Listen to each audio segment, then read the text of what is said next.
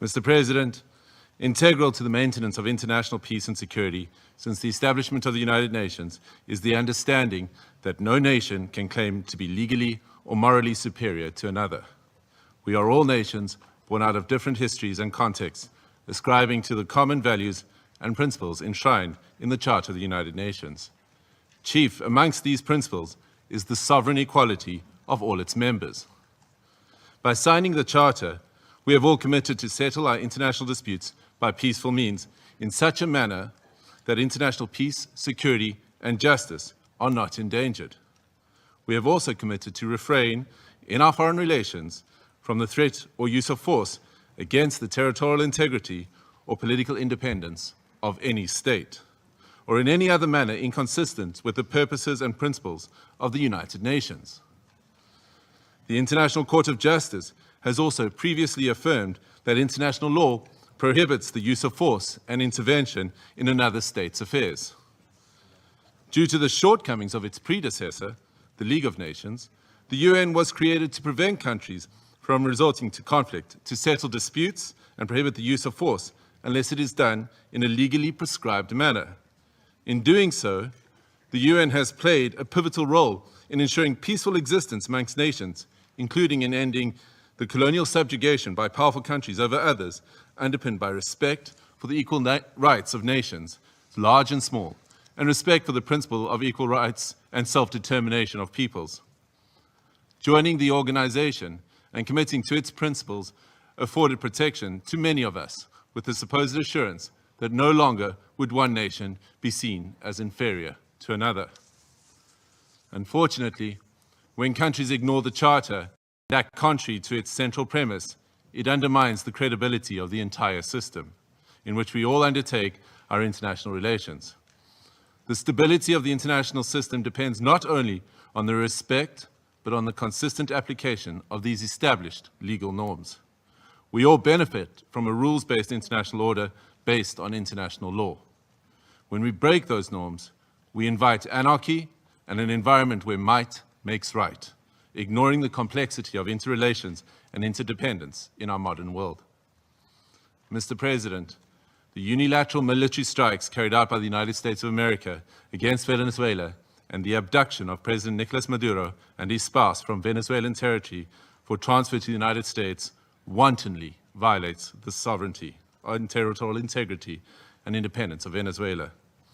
These actions are also in stark contrast to our established legal norms, reinforcing the belief that might is right and undermining diplomacy.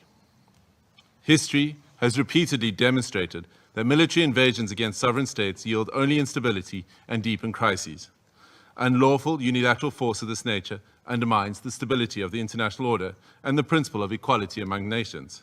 Such use of force also undermines the institutional infrastructure established to regulate relations among nations. We have seen examples of these in Libya, Iraq, and countless cases in Africa where foreign interventions and interference create security crises and undermine national governance institutions cultivated through nuanced and complex national contexts.